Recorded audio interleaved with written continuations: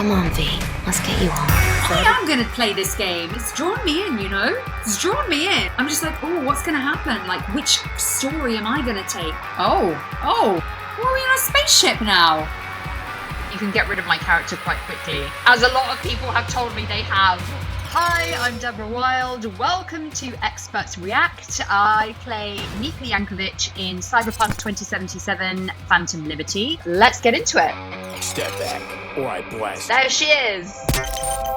Need him out of here, alive. I don't think my preparation necessarily changed. I think mostly when I'm using a different accent, I suppose it just changes the place where the voice is coming from. You know, you really got to hit the ground running with her. There's no warm-up time. She's in the situation. I mean, look, you find her literally holding a gun to someone's head. So that, and it's not like a calm kind of situation. So you have to be on it, and you have to be ready to just jump in the deep end with her, which is great. It's a challenge, and I like a challenge. Here for Anderson. Need him out of here, alive. And I'm here for my brother. Couldn't give a f*** about this quack. You, off your ass! Where's Gaspar? So I think there's a moment here where you can get rid of my character quite quickly, as a lot of people have told me they have. Finally, you couldn't have done that from the start? Well, I just think there's a bit of a kind of gray area here between who's right and who's wrong. You know, the doctor, I think from his perspective, he's doing the right thing. But obviously from my perspective, this is my brother. This is, you know, a human being who has a backstory, who I have a relationship with. Whereas for the doctor, it's just somebody that he's kind of repurposing for parts, essentially. And he's like, well, he was going to, you know, he was kind of dead anyway, so why not? So again, it's that kind of thing of like, what's going to be your choice? What stance do you take in this sort of moral gray area, I suppose? Yeah, and as you can see, it's very heightened from the beginning. You know, she has a moment later on where she's a bit more, you know, sort of at peace with things, but here she's just absolutely badass, which I love it. Yeah, so I guess you can choose to side with me, and help me find. I guess it's a question of closure, really, at this point, because we find out obviously the brother's no longer alive.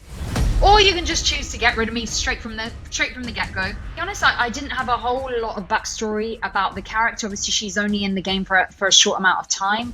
I think that the way that I interpreted it is they live in this kind of dog-eat-dog world, literally.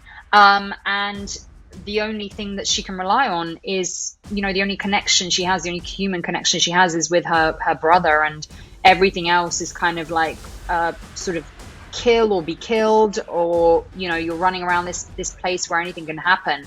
And I think that's the reason. It was a lose-lose situation from the get-go. Right. And this is what I'm saying, right? It's a lose-lose situation, and it's like either way. How would you pick? What would you do? What would you have done in that situation? And I just love that games now are really making us like question life. Do you know what I mean? That sounds so deep and vague, but like it's just amazing that you're thinking through these choices as the character is. We were twins, me and Garcia. I came out first. Guess I always thought I'd be the first to go to.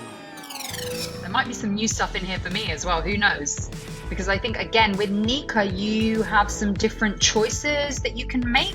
This was also one of the characters, by the way, similarly to Lae'zel from Baldur's Gate 3, where a lot of people have just said, oh, hi, I killed your character immediately. And I was like, thanks.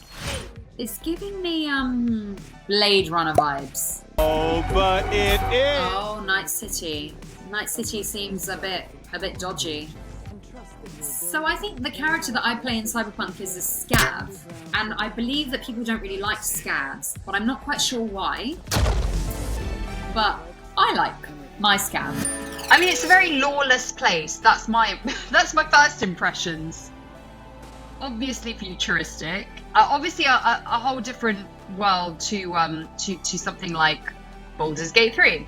There is no flesh I will not carve. I was recording at the same time as Baldur's Gate 3. Obviously, the character I play here in Cyberpunk is a much smaller, role than Lae'zel in Baldur's Gate 3. I think both Nika and Lae'zel are very similar characters, definitely in the sense that they're strong-willed. They both know what they want. They both, they kind of tell it like it is.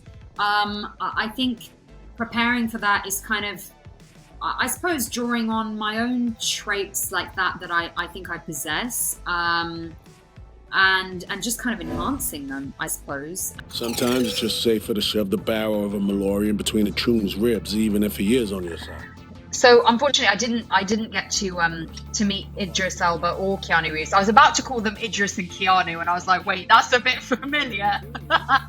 My mate Idris and my mate Keanu. Yeah, with voice over projects, you don't ever you're very rarely in the same room kind of as the other actors. It's definitely giving me Matrix vibes.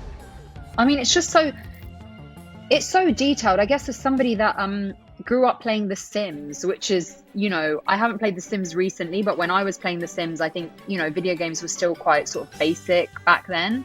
And now just looking at how detailed the world is. I mean, look, even the things like floating in the background, I don't know quite what it is, but it's just, I'm truly blown away by how incredible the cinematics are, the writing, just everything really, so detailed and just immersive, I suppose is the word I'm looking for.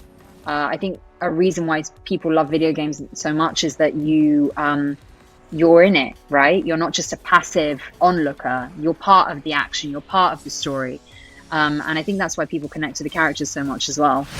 This definitely doesn't look like a world where I might find ranch sauce, which is unfortunate for me because, as you know, I'm a huge ranch. Somebody's going to come at me for saying it like that, but you can't say ranch. It just doesn't work. Why did no one tell me about ranch dressing? Sorry, I mean ranch. That is so good. I'm obsessed.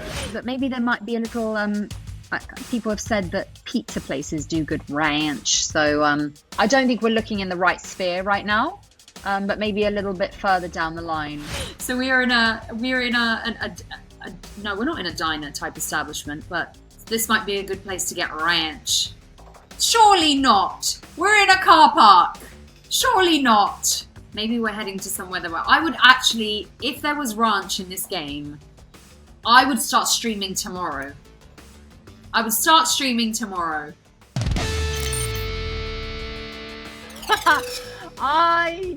don't think I'd survive here very long. Although I have to say, something about the vibe, like the darkness and the wet pavements, gives me massive London vibes.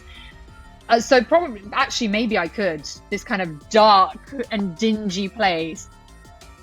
Everyone gives me the creeps. Like, I don't think I'd be able to trust anyone, right? So now, there's a lot of machinery as well. Oh, these are the enhancements that they're getting. Am I right?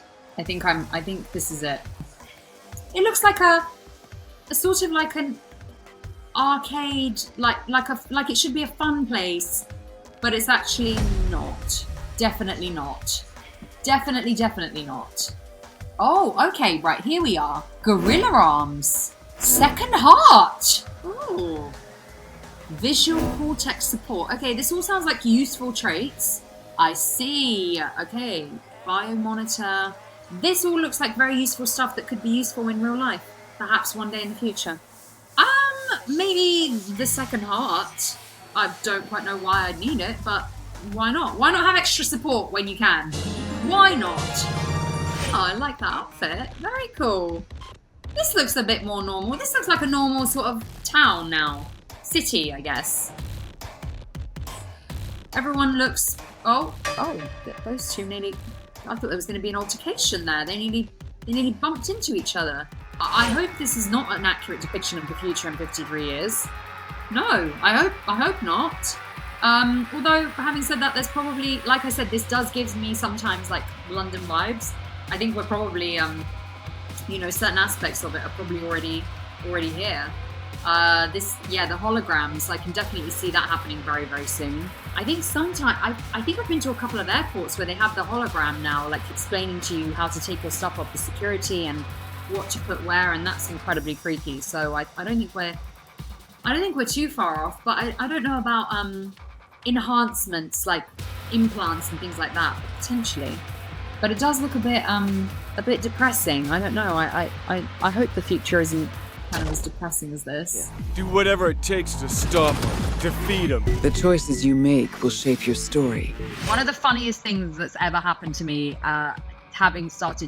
once I started doing voiceovers, was that when they send you auditions, and they usually send a file that's like, this is the voice we want, this is like the kind of reference that we're looking for tonally. And I got an audition through once, and I clicked on the link, and it was like, Devora Wilde in blah blah blah. And I was like, what? This is the voice they want? I was like, do they realize that I'm auditioning for the voice? And I was like, okay, maybe they don't know, but like, it's me. This is my voice. This easy peasy. Here we go. I don't even need to audition, but here we go. Wrong, apparently, because I did not book that job. Who sounded more like me than I do? No, seriously, if somebody tracks them down, please let me know. I've been Devora Wilde, and you have been watching Experts React. Thank you so much for watching my clips of Nika, and I look forward to seeing you soon.